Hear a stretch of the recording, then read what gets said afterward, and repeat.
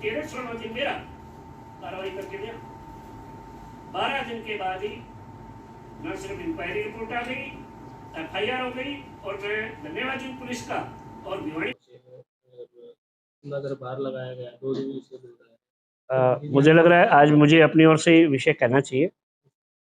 आज भिवानी की धरती पर राज्य आयोग दिव्यांगजन के नाते से हर बार की तरह नई योजनाएं लेकर के, क्योंकि मैं भिवानी का मूल रूप से निवासी हूं, तो मुझे भी अच्छा लगता है कि कोई भी सरकार की नई योजना दिव्यांगजन संबंधी हो तो उसकी शुरुआत भिवानी से ही की जाए।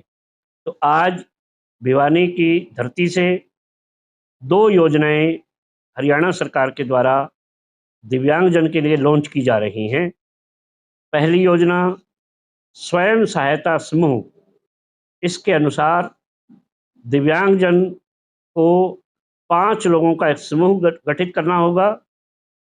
उस समूह को पंजीकरण कराना होगा। सरकार उनको 2.5 करोड़ रुपए तक की पूंजी अपने कार्य करने के लिए उपलब्ध कराएगी। वो बिजनेस कर सकते हैं, वे कोई उद्योग लगा सकते हैं, वो कोई ट्रेडिंग का काम भी कर सकते हैं। अपनी योग्यता के अनुसार, अपनी दक्षता के अनुसार, अपने स्थान के अनुसार उस लोन अमाउंट के लिए उनको गारंटर भी देना पड़ेगा, प्रोजेक्ट रिपोर्ट बनानी पड़ेगी, और उसके लिए स्किल डेवलपमेंट करने के लिए अगर टेक्निकल है तो हमारे जो तमाम ITIs हैं उनमें उनको प्रशिक्षण मिलेगा।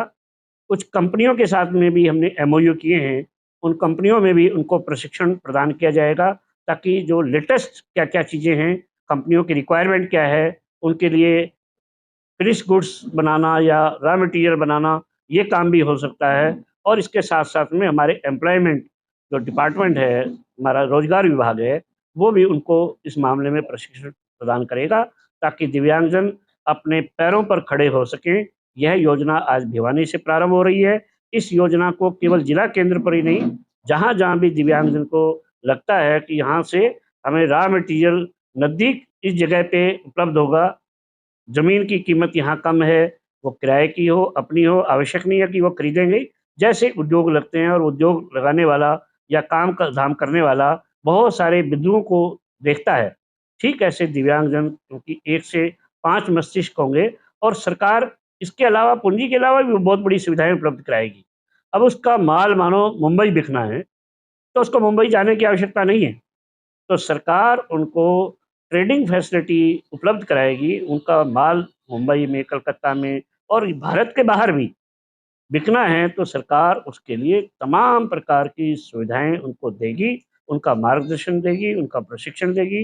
तो यह योजना आज भिवानी से लॉन्च होकर के पूरे हरियाणा के अंदर प्रारंभ हो रही है, आज से शुरू हो रही है। दूसरी योजना के लिए 3 साल तक का इंतज़ार करना पड़ता था, रिपेयरिंग की सुविधाएँ नहीं थी वास्तव में, उनको नए सिरे से 3 साल के बाद दिया जाता था। तो अब सरकार ने इस विषय को ध्यान में करते हुए राज्य आयोग की संस्तुति के पर हरियाणा में इसको शुरू किया है, क्योंकि भारत में सभी जगह पर ये समस्या आती है, लेकिन हरियाणा में शुरू किया, हरियाणा के सोनीपत से शुरू किया हमने। वहाँ पर दिव्यांगजन के लिए अलग से रिपेयरिंग सेंटर्स बनाए हैं, जिसका संचालन भी दिव्यांगजन करेंगे, और उनकी और अतिरिक्त आय हो जाए तो वहाँ पर कृत्रिम अंग और सहायक उपकरण उनकी बिक्री के लिए भी, बिक्री यानी निःशुल्क है, लेकिन उसकी कीमत का कुछ प्रतिशत वो दिव्यांगजन जो उस केंद्र को चला रहा है, उनके 3 लोगों की समिति है वो तीनों के खाते में, बैंक खाते में वो पैसा क्रेडिट होता है, ताकि वो अपने पैरों पर खड़े हो जाएँ। वो केंद्र उन्हें बहुत तेज़ी के साथ में खोलना शुरू किए हैं।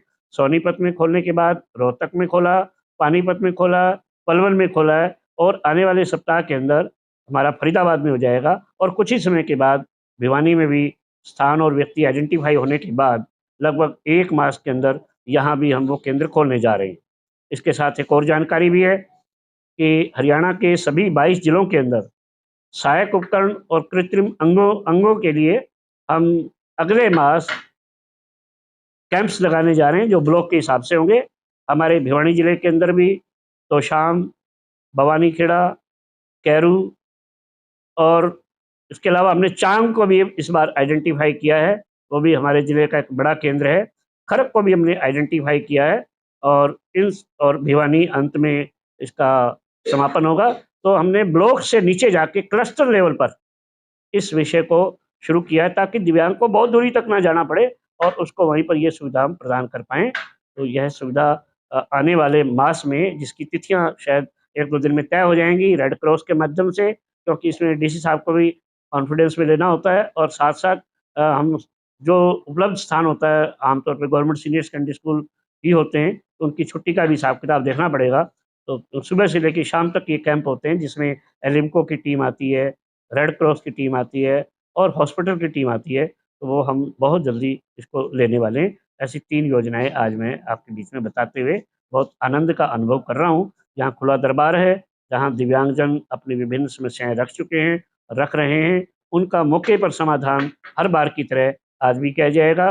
कल इस ज़िले में निगाना खुर्द के अंदर पहली बार, यानी गाँव के अंदर में ही नहीं, यानी आप यूँ समझिए कि सब डिवीज़न से नीचे, ब्लॉक से भी नीचे, गाँव-गाँव के अंदर जाकर के दिव्यांगजन से मिला जा रहा है, उनकी समस्याओं का समाधान किया जा रहा है और इसके अलावा कल फिर बारला के अंदर भी 2 कार्यक्रम हुए, जहाँ सीनियर सेकेंडरी स्कूल में हुआ, स्पेशल एजुकेटर जो दिव्यांगजन बच्चों को पढ़ाते हैं, उनके बीच में भी संवाद हुआ, उनकी समस्याओं को सुना और समझा गया और उनको भी निर्देश दिए गए, विभिन्न सरकारी योजनाएँ जो चल रही हैं, उनकी भी समीक्षा की गई है। आज भी यहाँ विभिन्न सरकारी अधिकारियों के साथ बैठकर जिले भर में जो समस्याएँ दिव्यांगजन को पेश आ रही हैं और जिला की जो समस्याएँ वास्तव में निदान किया जाना चाहिए सरकारी अधिकारियों के द्वारा, जहाँ-जहाँ कोताही नज़र आई है, उनको सख्त हिदायतें दी गई हैं, उनको समय दिया गया है कि उनको ठीक करें, ताकि आने वाले समय में दिव्यांगजन को किसी प्रकार की कोई दिक्कत ना हो सके।